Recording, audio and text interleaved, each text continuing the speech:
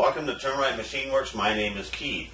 Today we're going to cover something new and something old. Something new is a project a friend of mine, a subscriber. His name is Donald. Here's his site. You can go onto his YouTube channel and you can see that he procured, I don't know, a month ago, a little bit better maybe. He acquired a Sibley 20-inch drill press, very similar to this 24 that I have. And he ran into a couple of things, and he's been going through a line boring process and going through and starting some of the things that you usually have to do when you pick up old machinery, and you got to go through and you want to restore them. You want to leave the character of the machine itself, the functionality, and you kind of, everybody has their own equipment around in their shop to handle certain repairs, and everybody has a little different skill set and experiences. And I'm going to mix that up today with not only my own experience, but I want to mix up a little bit with Mr. Pete's channel there, Tublicane.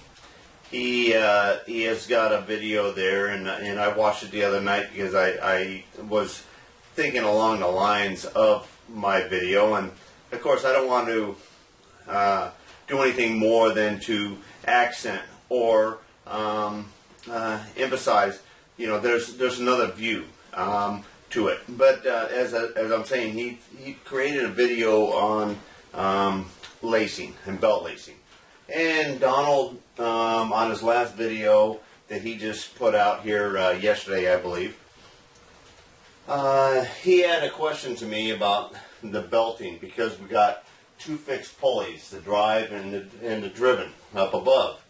And his question was getting belt tension and on two fixed positions. There's no adjustments to create a. Most of us know V-belts and serpentine belts and things like that, and we're always working with a tensioner or adjustment, okay?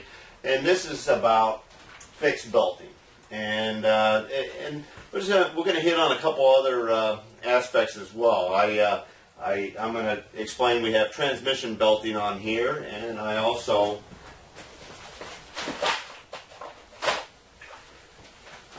have some other examples, just as Mr. Pete had.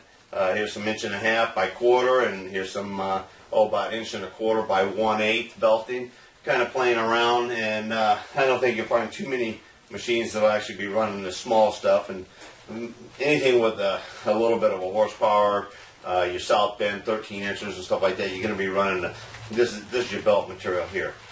I've got lacing. It's called alligator lacing, and we're going to be dragging that out, and we're going to go ahead and I'm going to pop this off here shortly, and we're going to be cutting the end of it and re-putting on a lace, because it's somewhat stretched out now and I need to go ahead and tighten it up. So it's kind of why I was kind of waiting on this video. Back when I did Belt Up 1 and Belt Up 2 videos, right after that somebody wanted a video on lacing a belt, a lot of the belts. So I'm kind of throwing all of this in together. And also I encourage you to actually go on Tublicane's site there, Mr. Pete, and check out his video on lacing. He uses a different lacer than I'm actually going to drag out here, and he talks about the one that I'm dragging out here. So you kind of put two and two together, and I tell you, he has a vice mounted clipper lacer. It wasn't made by Clipper, but it handles the Clipper lacings, and I forget what brand it was, but there was a lot of them out there at the time, and Clipper is the most popular lacing that was used back in the day. And he also, I don't have any, but he shows you a little bit about catgut, and it has a piece of that, and that was used in lacing as well. And I'm probably going to be popping in on the computer in the house, and I'm going to pull up a screen here or there on a little bit of information that you can find in there. And I mean, you guys can go on the internet, but if I pop it in there and put it up for you right quick within this video, you kind of got the heads up on what's available out there. There is a ton of people that have flat belt machineries and shows and things like that, and they'll show you how to take and create reverse directions by putting a full loop in your belt or a half loop, and you can go from vertical to horizontal. You know, you can reverse your directions. You can do a lot of different things with belt drives, and there's a lot out there. And the guy's really doing the restores of the flat belt drive of the turn of the century and everything. It is fantastic, and there's a lot of information out there. So I'm not going to try to cover or beat. I just want to add my take onto it and help out Donald a little bit on the adjusting and also changing belts. I pretty much leave my belt in this position all the time because I am running a 4-speed drive-all gearbox, which the drive-all gearboxes came out about the same time the electric motors actually started coming out, to where they could have small individual electric motors driving individual machines. And then they started breaking big machines off of big factory lines, and they were putting them in individually into locations by themselves. And so this originally wasn't a line, and when I got this, I think I paid $175 for this drill press, and it was about 6 years sitting here before I actually was able to flip the switch and get it going. So and it wasn't that it took me that long. It's how many round two-its I had to go through to get to there. All right, so all right, let's get to it. All right, when you're going to take this belt off, or actually let's go ahead and let's shift it from one speed into another speed. Let's just say that we had a straight drive and we were just changing the speed. So we want to go ahead. Now, of course, in one direction you'll see that that's smaller on the back and this is larger on the back, and of course that will give you a larger primary and a smaller secondary, and that's going to go ahead and increase your speed. And if we come towards us this way here, it'll be a smaller primary and then a larger secondary, which will gear it down and create a lower end. All right, now let's just say we're going to go ahead and we're going to lower that speed, so we're going to be coming off this side here. So we might as well, and as we rotate this slowly, we just pull to this end here until we pop that edge of the belt right off of the end there. Okay, now with it in that, on that level there, we're going to go ahead and just get it started and rotate this around on this end up here. All right, now we're in the next gear up, or excuse me, now we're in the next gear down. I was staring up there, but at least I know it's a slower speed. Actually, we're clear right now, and don't worry about my file. Actually, you know, I get a chuckle because the camera will be over there, and I'll say, hey, I need my file. Okay, this file lives here, and this file is the primo file of the shop, and this one here is the one that I dress off and I do it's the mill filing on my round objects in there, and I make sure that it never gets mixed up with my other general purpose, and that's why it's there, whether I actually go around because I left one in on a small lathe or whatever. And this thing runs so smooth that I never have a problem with that file sitting there. So anyhow,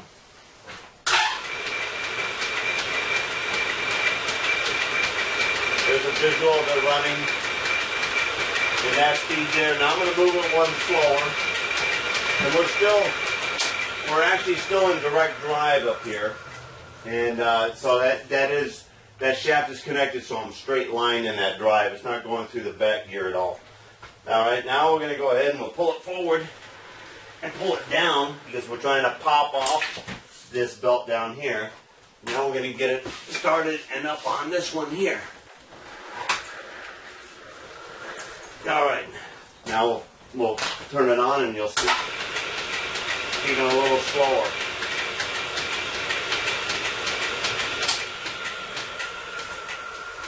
All right, now if we wanted to go ahead and go all the way over to one end, we just do the opposite. We roll it backwards until we get it to pop off. And then we want to go ahead, we know we're going to be coming down here, so we'll go ahead and bring it on over and get it started right around the bottom and pull down, and then that changes your belt. Now that'll be in the high end right there.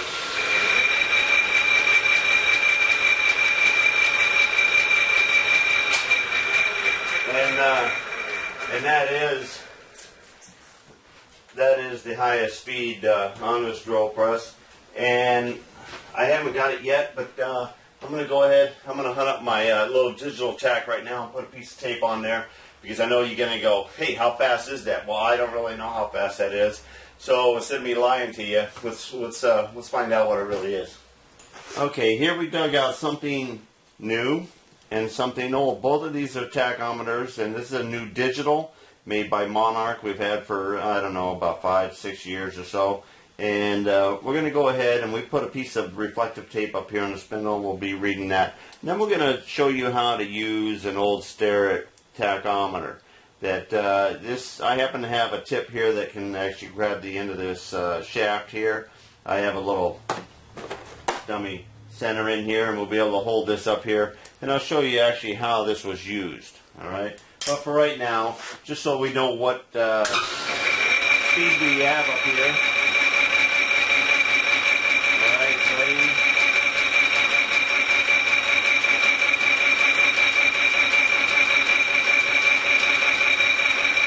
All right, and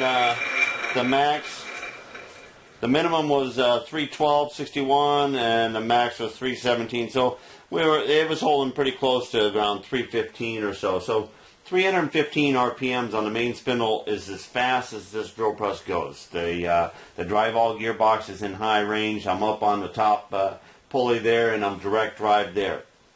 All right, now let's go ahead, and we're happy with that. That we know that. We'll check our low end with that here in a minute. But I'm going to go ahead and show you, and I'm going to probably bring you in here a little closer. And this little rubber tip, it's not completely shot, and I believe I can still get some pressure on there, and we'll be able to verify with this old instrument that our digital is giving us the right scoop.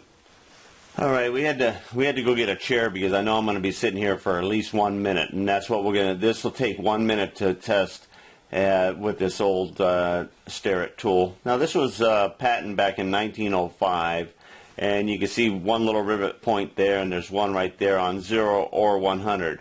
And then it has a dial with numbers around here, and they go in two different directions so that you can still read it if you're going a left-hand rotation or a right-hand rotation, and that's why they set that up. Now, this is basically a worm and a ring gear, and that's set up, and they have increments to correspond so that every revolution here is one line on the dial.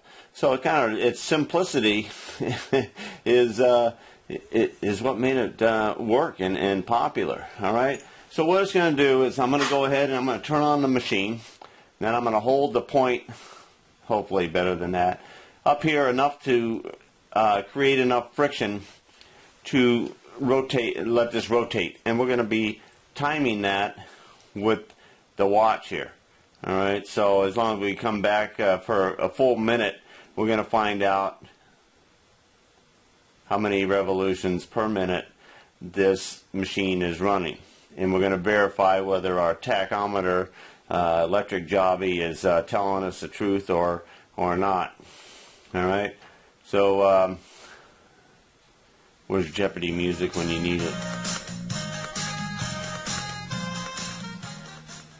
I'm going to go ahead and waiting for the second hand to get right up to the 12 there. Alright, we're going to go ahead and start our machine. And I'm not going to hold it up there until I get right on the 12. We're at the 0 and the 100 right now.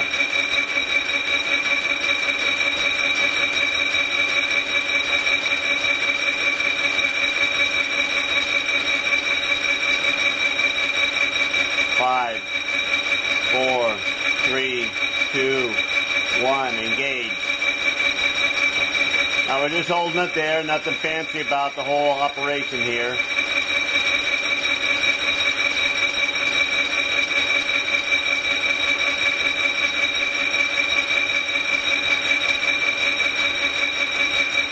100. And that was at like 20 seconds.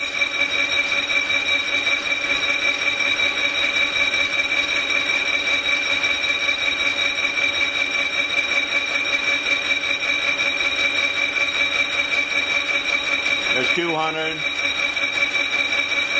We got 20 seconds left to go.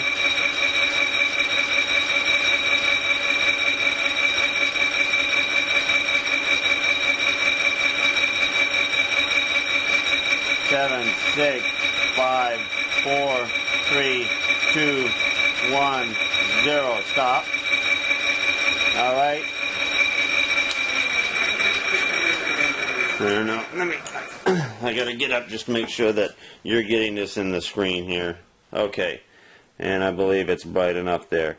So there was your 100. So we went 3 times around, so that was 300, and then that line there is your 10, and right there is your 15.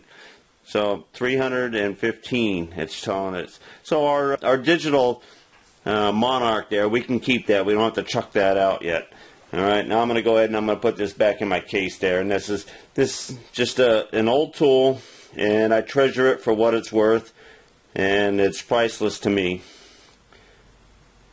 All right, just sharing something old with you. And what do we got here? Or our quality control sticker fell off. Oh.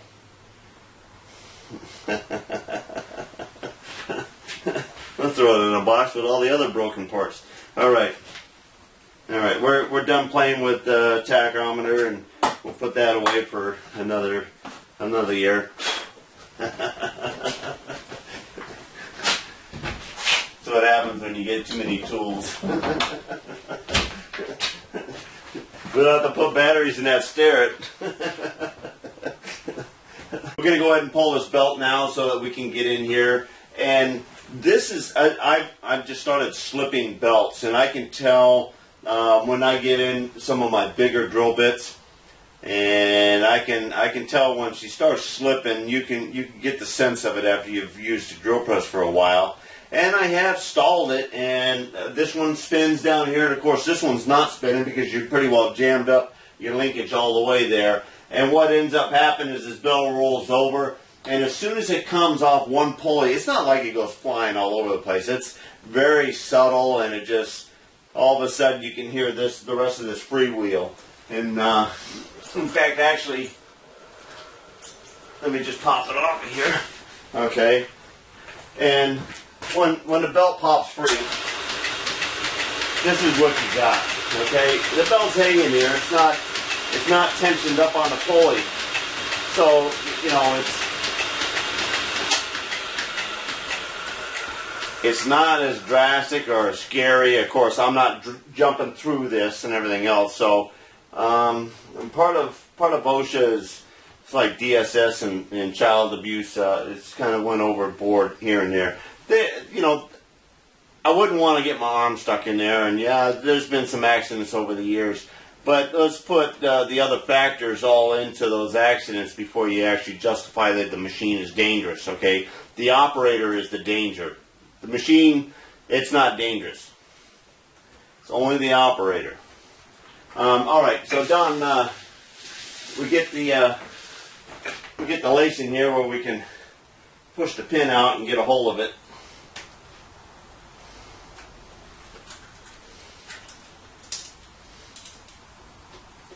And I like to keep the pin back narrower than the side because I don't like it hitting the belt. You hear it hit the belt. You get the lacing automatically clicking on there, but this the pin here, and on these alligator pins, they do have a little waviness to them, and these pins pretty well stay put. They don't travel back and forth.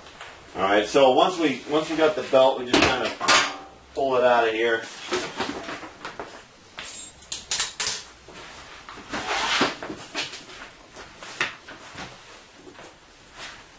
And now we can work on the belt, all right? And we're going to just pick one side here, and we're going to decide which one we want. And half a dozen of the other, it doesn't really matter. They both look in the same condition. All right? So I'm going going to go ahead and get my gear ready to go ahead and trim this belt on the end.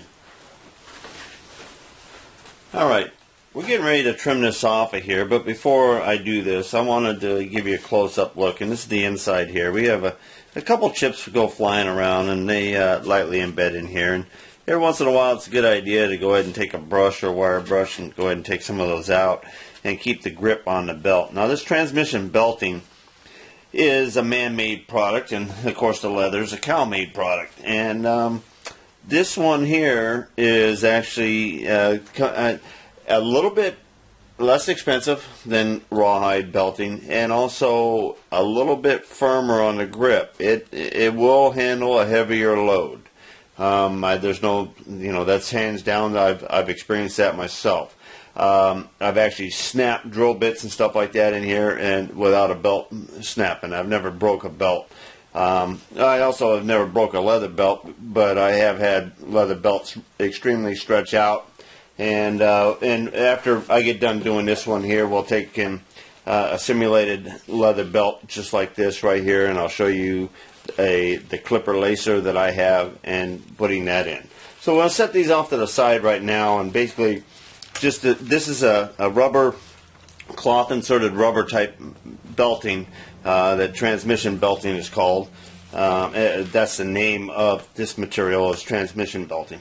Alright, and the two difference between it is the alligator clips are used on the transmission belting, and we usually use the clipper, and it's more of a finer lace belt zipper attachment.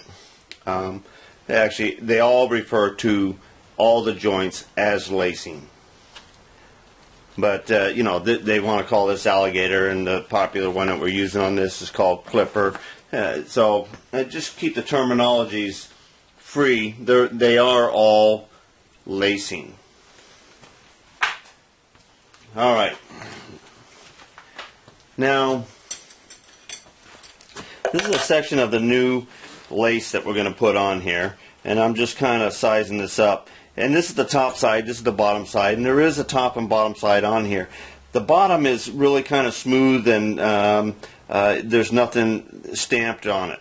On the top side here, they actually have a little zipper arrow point type thing right along there, so you can recognize that is the top of the lace. Alright, so I'm holding the top in line with the top, and I kind of want to plan out where I'm going to go ahead and break this, because I'm going to duplicate this lace, and I'm going to duplicate it in the position that it's at now, so that when it matches up with the other end, the edge of the belt is going to line up with the edge of the other belt. It's very important. Alright, so this is going to break right there, and there is a line right in there, and all you do is fold it on that line, and you can break that piece off of there. Alright, now there's our lace that we're going to put on there. Now we're going to go ahead and we're going to cut this off of here. So we'll set that over there. And we got a piece of scrap in here, kindling, and I like to use a straight knife, and I'm going to cut it bare minimum. We're taking basically a ½ an inch out of this belt, from the edge of the old belt to the new edge there. And by holding the square against this belt, I'm ensuring a square. Now I'm not going to try to cut through it all at once. I'm going to strike it a couple times across here until it comes off. Alright, and now we got a nice clean razor smooth edge. You're pretty well ensure that that is going to be square with the rest of your belt, and it is very important that your belts be square connections on the ends. Same thing Pete was talking about in his video there. I have to agree, it is very important that you keep that parallel. And in fact, actually, how parallel was our other one there? Where's my veneers? 590, 600, 605, 605, 610, 625. It may have swished out a little bit. I mean, you hammer these in, so make sure I'm not going down Yeah, 600. Actually, I was grabbing that zipper, so the zipper wasn't quite. But the end of my belt is square cut. 600, 610, 600. Within 10 thousandths, I trimmed that belt from where it was trimmed before. Alright, this is the box of lacing, and of course there's instructions in here, and basically you're supposed to, it's a full hammer-on belting, okay, and I'm I'm the kind of person that goes, when I nod my head, hit it, okay. So I haven't put one together all hammering because I'm really anal about getting the alignment and getting it started. I finished off my lacing, my alligator lacing with a hammer, but I started with a different method here. But I just want to let you know that basically you just start and you hammer halfway against, using wood underneath, halfway on the top, flip it over halfway on the bottom, and then switch over from wood underneath to metal, and then hammer it the rest of the way in. Now we're working in size 25, which is for belts 3/16 to 7/32. I'm measuring slightly under 1/4 inch, but it's close to 1/4 inch, and I really should be running a 27 alligator lacing. But I haven't had any problems with this 25, and it takes a little bit to work it into shape, but being, you know, of course I ordered this on, you know, through McMaster-Carr, and I got about 3 lifetime supply here for one drill press, and so we're gonna make do. Anyhow, all right, we make sure that this is the bottom, this is the top of the outside, and we go ahead and we take our lacing, and they give you the rod or the pin. Very important. No matter what lacing you work with, you have to work against a pin, all right, to hold the alignment. Also a pin to keep the spacing. Everything's all in relationship to that pin in there. Now, it is very important for side to side, and we're going to use our old one to actually line up our new one, and basically it's all going to be how far we are from the edge there, and looks like that edge and that edge is pretty equal to what the old lacing was. Alright,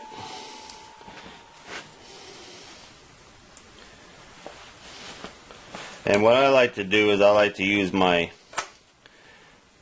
vise here, Bridgeport vise. Got a nice flat bottom, and it really lets me hold that in there nice and flat, and I think being flat is more important than anything else on a lacing job, and holding that parallelism. Alright, and by cranking this in even, I get a good real start grip on that lace. I'm keeping them equal. It's pushing as much on the bottom as it is on the top. Okay, now as much as I can push in it. Now I'm just going to verify, and it looks like I got that thing lined right up.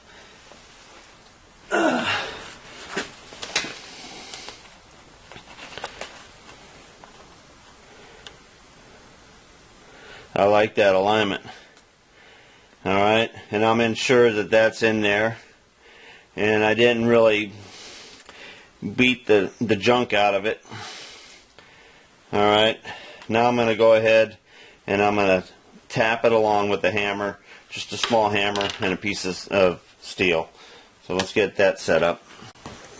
Alright, I've taken one of my beater parallels from the hydraulic press over here, and I got it clamped down in here nice and stout. And of course I'm just working with a 2-ounce ball peen here, and I'm just ensuring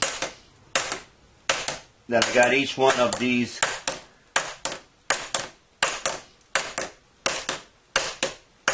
tapped in nice. Now we're going to go to the back side, or the bottom side.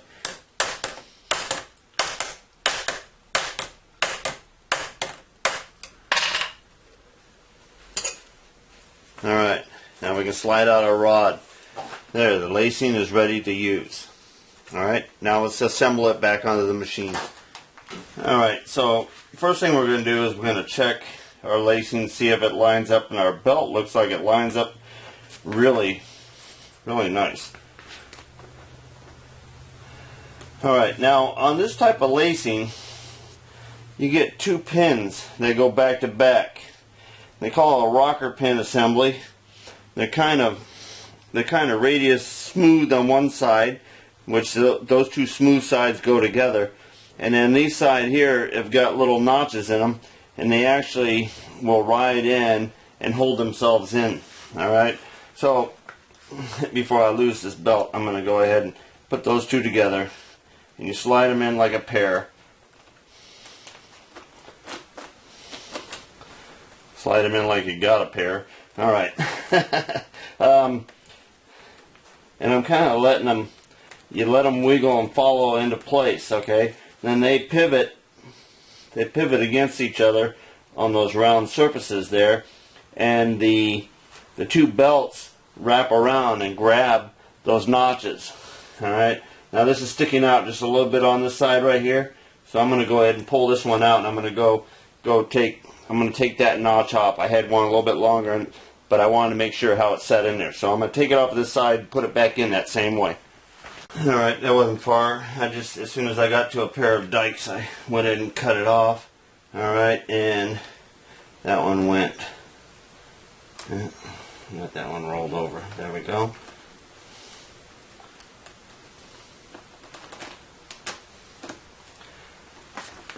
Alright, now there's nothing sticking out past there. I like when it's flush on both sides.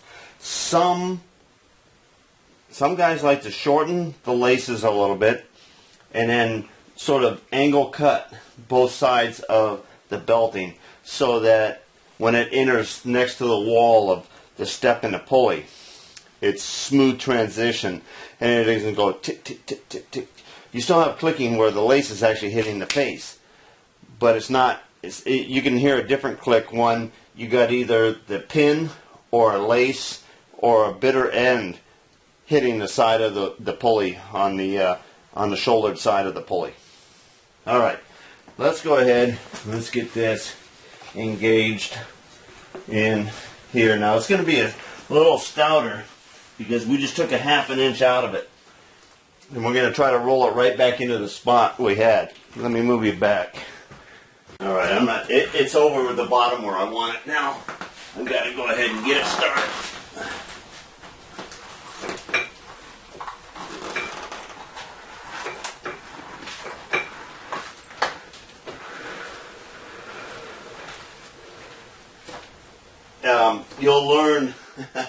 You'll learn how much. I mean, that seems like a lot of slip in there. That's pretty stout. That's actually,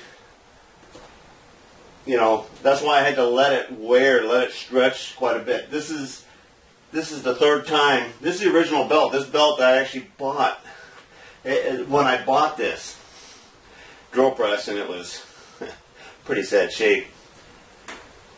This belt came with it. So this belt is as old as the duration or time that I've had this machine, which is almost the entire time I've been on this piece of property here. It was rolled in the door here within the first couple weeks of me actually owning this back in January 3rd of '97. And so this belting right here is a piece that's at least a little bit over than 15 years. And anyway, I bought this piece right here, and I bought this the right thickness to work with the number 25 lace there. So if you're getting at least a 7/32 thickness of belting, that number 25 works fine. All right, let's turn it on, and we'll see what we're doing here.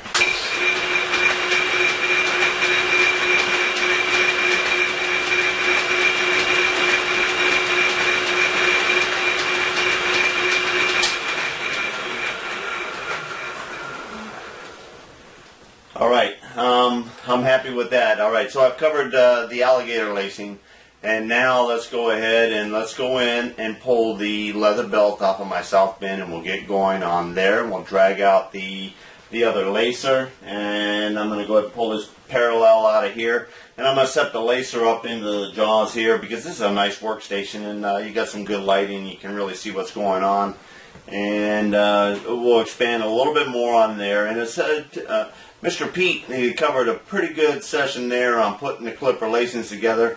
All I'm going to be able to add to it is the style of lacer that I have versus the one that he had that he put in there, and we just showed you how to hammer, and you can see why I used the Bridgeport vise and how nice that was and how uniform it was, and you're not all over the place just beating the thing right off. But if you're on the field, you have to add, you have to, it's a lacing designed to do in the field, or where you just have that one unitool.